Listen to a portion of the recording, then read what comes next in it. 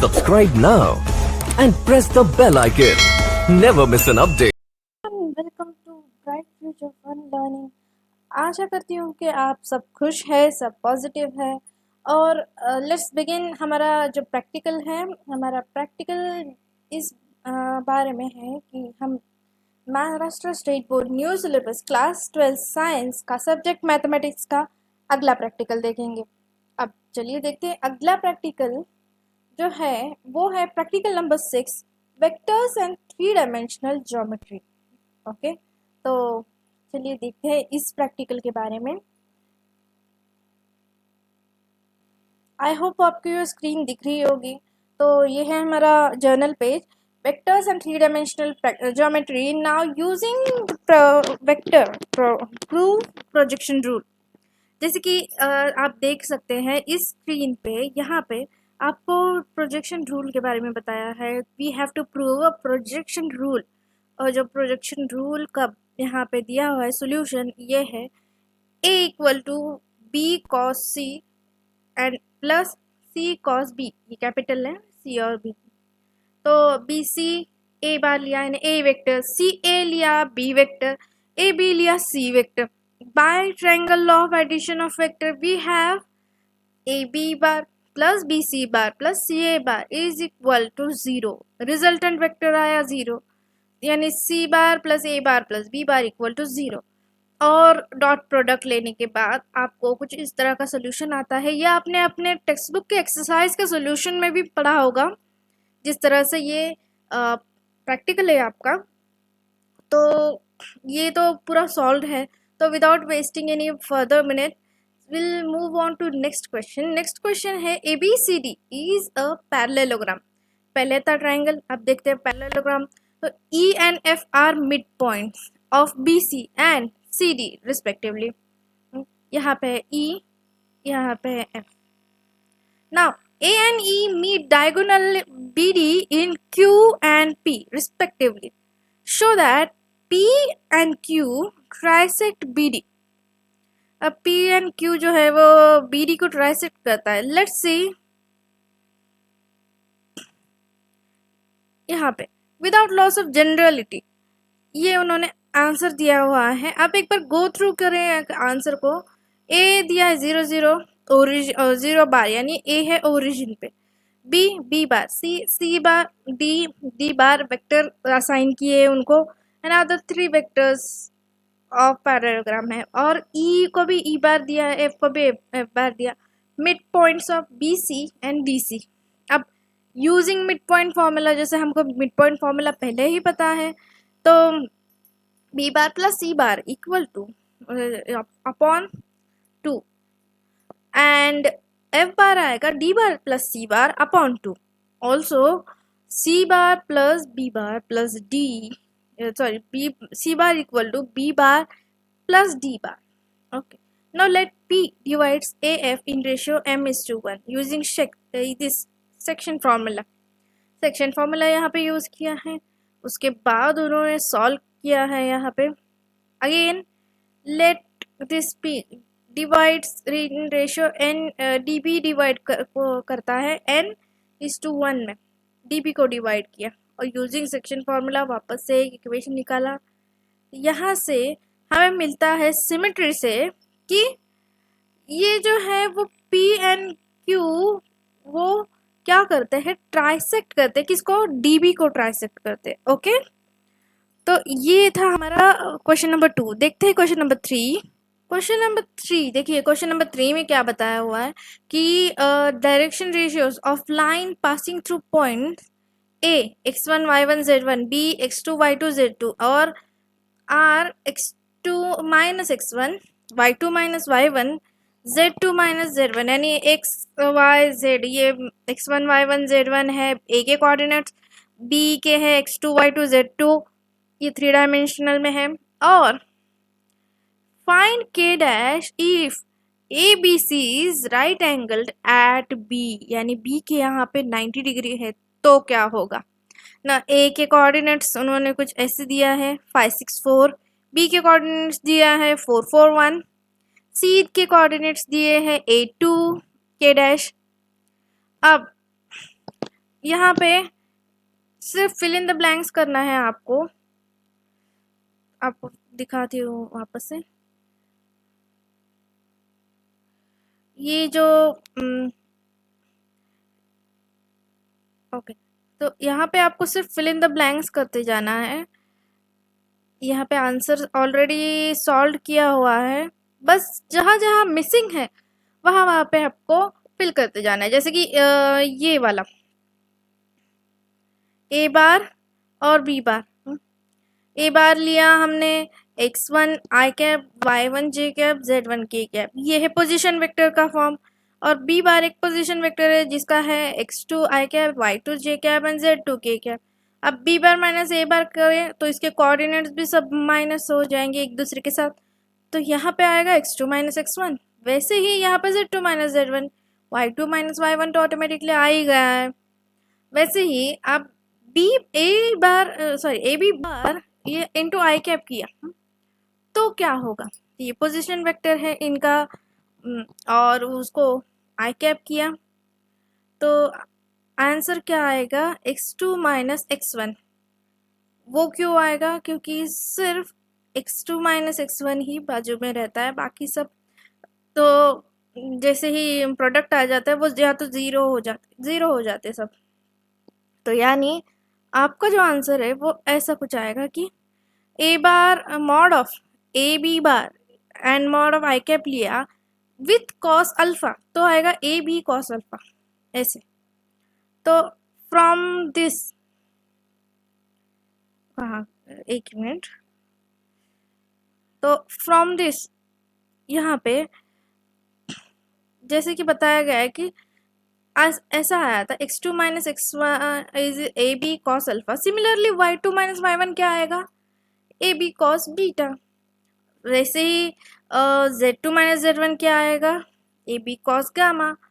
Okay, ये A B cos alpha cos beta cos gamma direction cosines of line A B.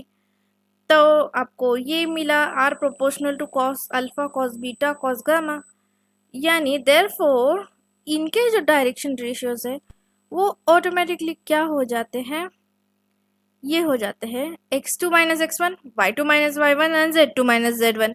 तो इसी तरह से अगर आप देखेंगे तो a के जो कोऑर्डिनेट्स है, b के जो कोऑर्डिनेट्स है, यानी a के पोजीशन वेक्टर में ये कोऑर्डिनेट्स डाल दिए, b के पोजीशन वेक्टर में ये कोऑर्डिनेट डाल दिए, a b बार है वो बी बार माइनस ए बार निकाल के ये ऐसा आया आपको माइनस आई कैप माइनस 2 जे कैप माइनस 3 के कैप एंड बी सी का निकाला आपने तो कुछ ऐसा आंसर आया। तो A B C is right angled at B ऐसा बोला हुआ है उन्होंने। तो we have A B bar and B C bar ये ज़ीरो है या परपेंडिकुलर है तो डॉट प्रोडक्ट ज़ीरो आना चाहिए।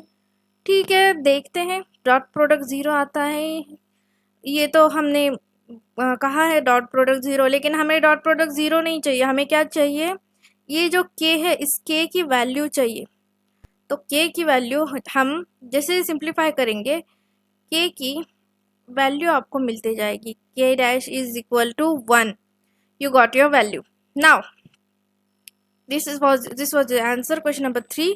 अब देखते हैं क्वेश्चन नंबर 4 में। क्वेश्चन नंबर 4 में भी आपको फिल इन द ब्लैंक्स करना है। Prove that A bar plus 2 B bar minus C bar और डॉट प्रोडक्ट है A bar minus B bar and उसके साथ A bar minus B bar into A bar minus B bar minus C bar, ये करने के बाद ये equal to 3 A bar B bar C bar ऐसे आया है।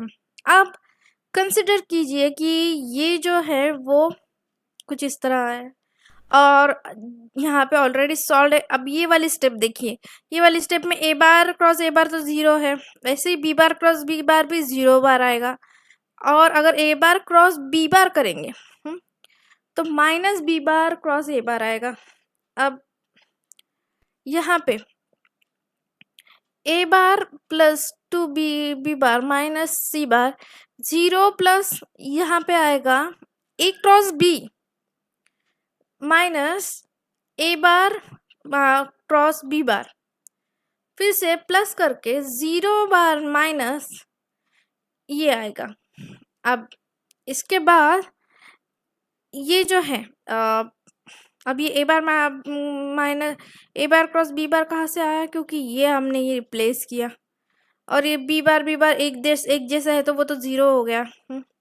तो इसलिए तो यहाँ पे वैल्यूज चेंज हो गई। अब जैसे ही सिंप्लीफाई करते करते जाएंगे तो आप देखेंगे यहाँ पे ये वाला पार्ट, यहाँ पे ए बार प्लस ये A bar dot B bar cross C bar equal to ये लेना है आपको प्रोडक्ट। तो जब आप सॉल्व करते जाएंगे तो यहाँ पे ब्लैंक स्पेस में आएगा ए bar B bar C bar. Okay, और उसके बाद यहाँ पे ऑलरेडी बी बार ए बार और सी बार आ गया, फिर यहाँ पे 2 बी बार सी बार आएगा। ओके, और यहाँ पे माइनस करके सी बार सी बार आएगा। Okay, understood. अब as a bar C bar 0 है तो आगे क्या होगा, आगे ये आएगा कि इक्वल टू -0, ये आंसर आएगा। और एज ए बार सी बार भी 0 है, यानी ए बार सी बार अगर 0 आ गया तो B bar C bar is equal to minus A bar B bar C bar. Okay, सिर्फ इतना ही बचता है। देन आपको कुछ ऐसी वैल्यू मिलेगी। अब बी बार सी बार, यानी हम उसको कर सकते हैं A bar C bar plus 2 B bar C bar is equal to 3 B bar C बार।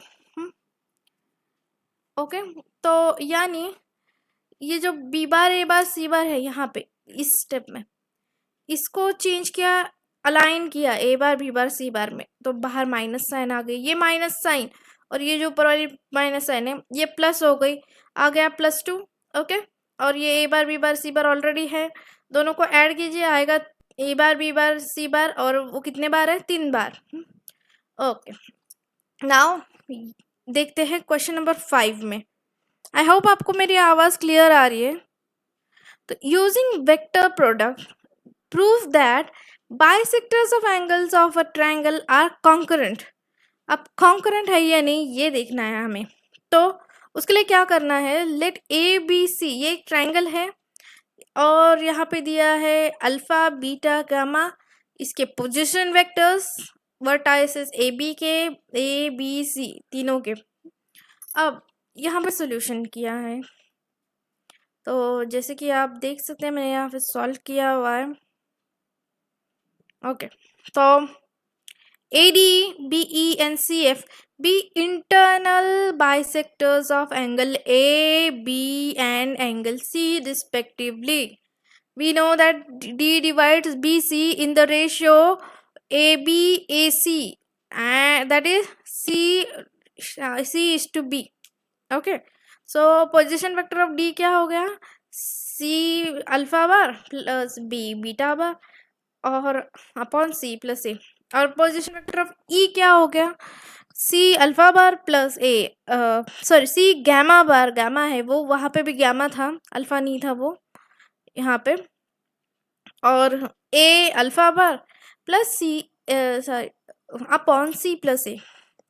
वैसे ही पोजीशन वेक्टर ऑफ एफ देखेंगे तो एफ के पोजीशन वेक्टर है ये वाले, A alpha bar plus B beta bar upon A plus B. Now, point dividing AD in ratio B plus C is to A is ये वाला point dividing AD।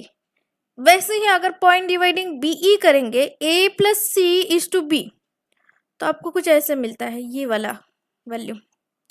Same way, the point dividing CF in ratio A plus B is to C। Okay, अगर A plus B is to C लेंगे तो ये वाली value आएगी। अब इसको हम देखते हैं next one, since the points, I hope आपको दिख रहा होगा क्लियरली और मेरी आवाज़ भी आ रही होगी। तो since the points A alpha bar B beta bar C gamma bar lies on all the 3 internal bisectors A D के, बी ई के और सी एफ के। तो इंटरनल बाइसेक्टर्स क्या है? कॉन्ग्रुएंट है, क्योंकि ये जो पॉइंट दिया हुआ है A alpha bar, B beta bar, C gamma bar upon A plus B plus C, ये हर जगह आ रहे हैं। ये देखिए तीनों पॉइंट डिवाइडिंग में, point dividing A D, point dividing B, point dividing C F, तीनों का रेशियो सेम आ रहा है। यानी ये जो पॉइंट है वो तीनों के भी बाइसेक्टर के ऊपर लाई करते हैं, यानी ये इनके जो इंटरनल बाइसेक्टर है यहाँ पे, इनका जो इंटरनल बाइसेक्टर है ऑटोमेटिकली कॉन्ग्रुएंट है। ओके, तो ये था आपका क्वेश्चन नंबर 5। देखते हैं question number 6। Using vector prove that a quadrilateral is a rectangle if and only if its diagonals are congruent and bisect each other। अब डायगोनल्स कॉन्करेंट होना चाहिए और बाइसेक्ट करना चाहिए। देखते हैं A B C D B rectangle. I hope मेरी आवाज़ आपको आ रही है। और ए बी सी डी ई ये स्मॉल लेटर्स वाले अब पोजीशन वेक्टर्स है A B C D E के, ए bar B bar C bar D बार ई बार। और ये जो रेक्टेंगल है यहाँ पे ए बी बार और डी सी बार कौन है? ऑपोजिट साइड्स है। इसका मतलब बी बार माइनस ए बार और सी बार माइनस डी बार ये इक्वल होंगे। देयरफॉर ये जो डी है उधर शिफ्ट करो, ए उधर शिफ्ट करो, B bar plus D bar is equal to C bar plus A bar. Okay, opposite same side, opposite sides of rectangle है इसलिए। तो ये जो है सॉल्यूशन में हम ऐसे भी लिख सकते हैं कि B bar plus D bar upon 2 और सी bar plus A bar upon 2। कोई ई बार है ऐसे समझो से, तो is mid point of B bar D B D and A C. तो क्या हुआ? डायगोनल बी डी और ए सी ऑटोमेटिकली बाइसेक्ट हुआ एट ए सी। अब यहाँ पे A C A B plus B, A B bar plus B C bar ये use किया ए सी बार के लिए। वैसे ही हम ऐसे भी लिख सकते हैं B C bar plus A B bar. B D कैसे लिख सकते हैं? B C bar plus C D bar. ये कहाँ से आया? तो हमने वो ट्रायंगल वाला रूल यूज़ किया इसलिए आया। ए सी बार जो है वो A B bar plus B C bar लिख सकते, क्योंकि आपका ए सी बार की तरह देखिए ये आपके ए सी है। इसको हम A B plus B C triangle rule use किया है। यहाँ पर रेक्टेंगल के छोटे छोटे सेक्शंस लिए ट्रायंगुलर, और उसका हमने ट्रायंगल रूल अप्लाई किया है। उसके बाद ये आंसर आ गया। अब उसमें से ए सी बार जो है वो ले लिए। ए सी बार हम ए सी बार का मॉड करके स्क्वायर लिए, क्या आएगा? ए सी बार इंटू ए सी बार। इनको मल्टीप्लाई कीजिए, जो भी मल्टीप्लाई करके आंसर आएगा वो कुछ इस तरह आएगा, देखिए। और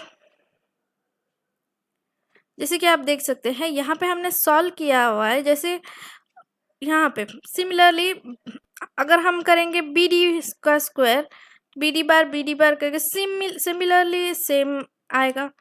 तो ए सी बार का अगर स्क्वायर लेंगे मॉड करके स्क्वायर, और बी डी बार का मॉड करके स्क्वायर लेंगे तो near about same he answer आता है, इसलिए दोनों इक्वल हो जाती है। यानी ए सी इक्वल टू बी डी हो गया, यानी जो डायगोनल्स है वो तो इक्वल है।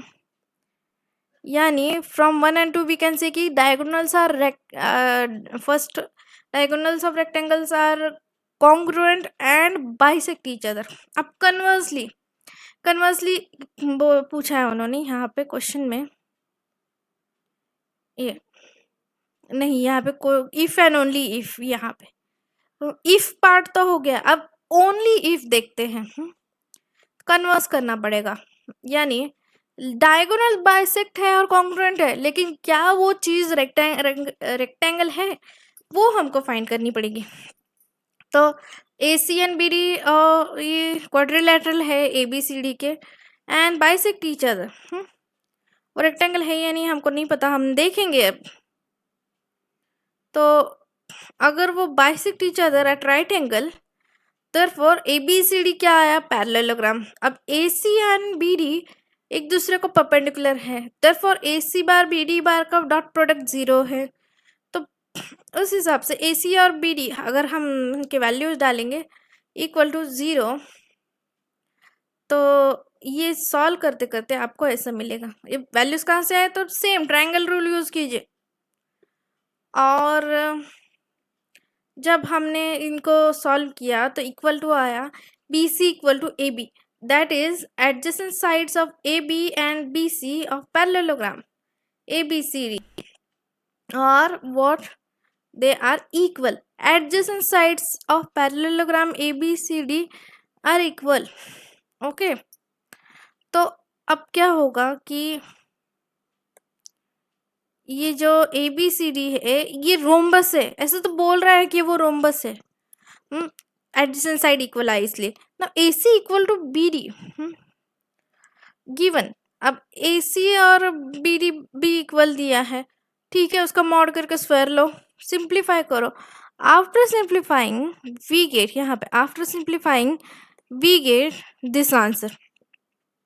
क्या आप देख सकते हैं ये आंसर आया। और the adjacent side of rhombus ABCD are perpendicular to each other, मतलब एडजेसेंट साइड जो है वो 90 डिग्री बनाता है यहाँ, इसका मतलब ABCD स्क्वायर होगा। तो अगर वो स्क्वायर हुआ तो ऑटोमेटिकली रेक्टेंगल भी हो सकता है, क्योंकि रेक्टेंगल को क्या चाहिए, all angles are right angle और opposite sides equal. Opposite side क्या, सारे ही साइड्स इक्वल आ रहे, तो ये तो स्क्वायर रोम्बस भी हो सकता है, लेकिन ये रेक्टेंगल की प्रॉपर्टी सेटिस्फाई करता है क्योंकि ये all angles are right angle, यानी ABCD is a rectangle. Clear है, अंडरस्टूड एवरीवन।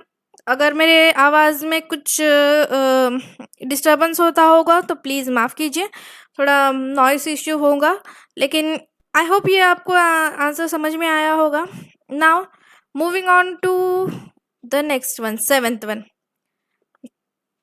ये प्रैक्टिकल थोड़ा बड़ा है। Using vectors prove that the perpendicular bisectors of the sides of a triangle are congruent. अब यहाँ पे भी perpendicular bisectors of side of a triangle ये कॉन्करेंट है या नहीं ये दिखाना है। तो पहले तो DEF लिया mid point of sides AB BC CA, और ये जो मिड पॉइंट्स है यूज करके हमने ये बाइसेक्टर निकाला। Perpendicular bisector of side BC and AB meet each other at point P। Okay, point P पे मीट करते हैं। तो अभी आगे क्या होता है देखते हैं।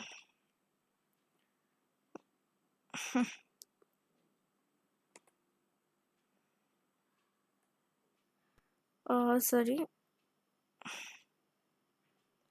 यहाँ पे choose P as origin. P को समझो ओरिजिन है, तो क्या होगा, A bar B bar C bar D bar E bar F बार, ये पोजीशन वेक्टर्स हो गए A B C D E F के।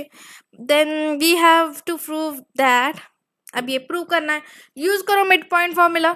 मिड पॉइंट फार्मूला यूज करके आपको कुछ ऐसा आंसर मिलेगा यहाँ पे D बार का, E बार का और F बार का, क्योंकि D बार E बार F बार आपने बोला है मिड पॉइंट से, तो ठीक है हम उसको मिड पॉइंट्स करके अज्यूम करेंगे।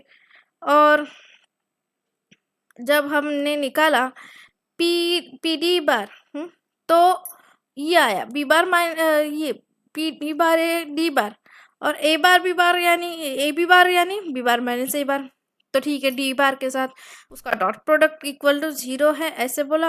और देयरफॉर ये जो है A bar plus B bar upon 2 into B bar minus A bar equal to 0 ऐसे लिया। और जब हमने इसको सॉल्व करते गए तो हमको पता चला कि B square equal to A square, ऐसे आया है answer. Also this one PE bar, ये E बार लिया and perpendicular to whom, perpendicular to BC bar equal to C bar minus D bar. Okay, तो इसका भी हमने डॉट प्रोडक्ट लेके किया। तो जब डॉट प्रोडक्ट लेके किया तो आगे इसका आंसर कुछ ऐसे आया,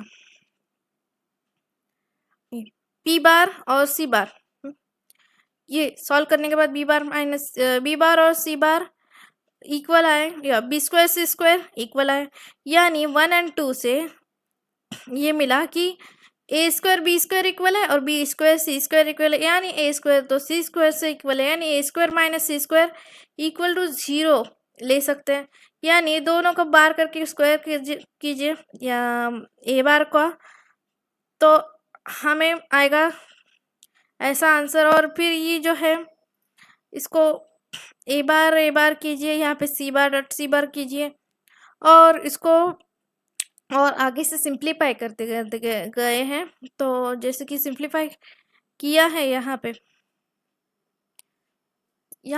जो सिंप्लीफाई करते गए हैं, तो एक्चुअली यहाँ पे क्या किया है हमने, ए बार माइनस सी बार डॉट सी बार लिया है।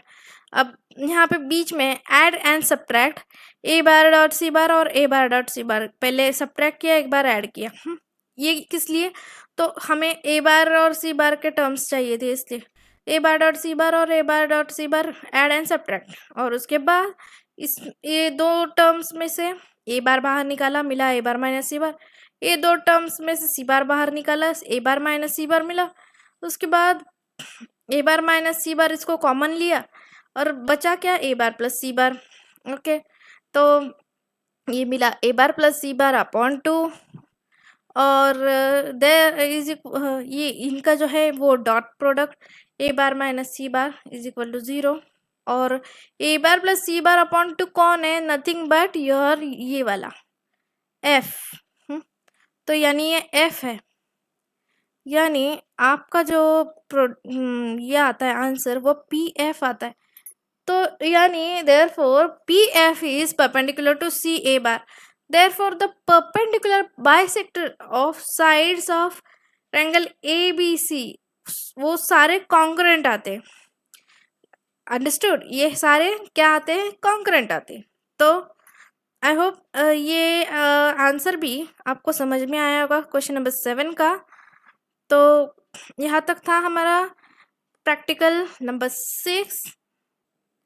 तो आई होप आपको ये समझ गया होगा। तो प्लीज़ हमारे चैनल को लाइक कीजिए, सब्सक्राइब कीजिए और आगे वीडियोस देखते रहिए। Thank you so much.